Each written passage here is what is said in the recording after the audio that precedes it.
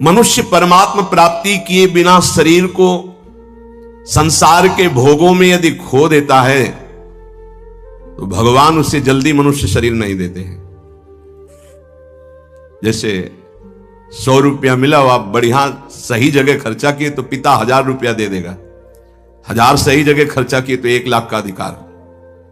तुम्हें मनुष्य शरीर सबसे श्रेष्ठ शरीर मिला और तुमने अपना परम पद प्राप्त करने का लक्ष्य न बनाकर वही भोगों में लगे जो पशु पक्षी सब भोग रहे हैं।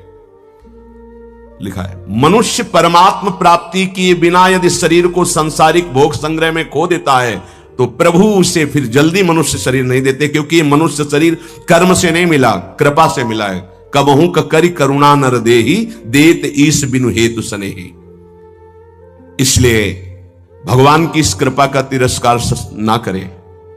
अंतःकरण जब तक शुद्ध ना हो जाए तब तक बहुत सावधान रहे। ये काम सबसे पहले अंतःकरण को अशुद्ध करता है। देहिनम विमोहयति। देहाभिमानी पुरुष समझे नहीं पा रहा है कि वो जाल में फंस करके गिरता चला जा रहा है। जो शरीर को मैं मानता है वो देहाभिमानी होता है, और देहाभिमानी को उपदेश अच्छे नहीं लगते हैं।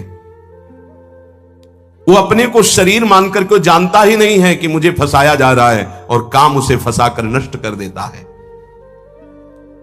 तस्मात् त्वमिन्द्रियाण्यादौ नियम्य भरतर्षभ, पापमानं प्रजहिहेनं ज्ञान विज्ञान नाशनम।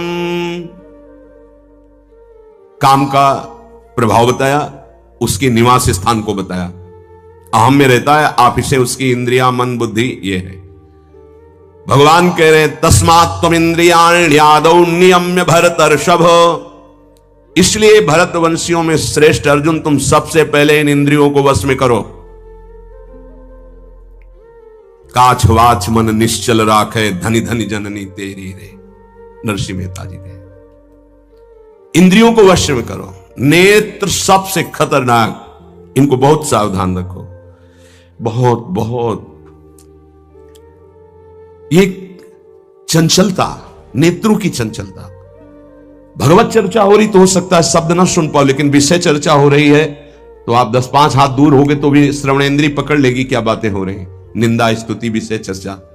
इंद्रियों को शासन में रखो, इंद्रियों को वश में करो, क्योंकि ये ज्ञान विज्ञान का नाश करने वाले महापापी काम इन्हीं के वशीभूत होकर तुम्हें नष्ट करते। मार डाल इस पापी को। भगवान कहे पाप मानम प्रजहिहेनम ज्ञान विज्ञान नाशनम। मार इस काम को, नष्ट कर। तस्मात् त्वमिन्द्रियाण्यादौ नियम्य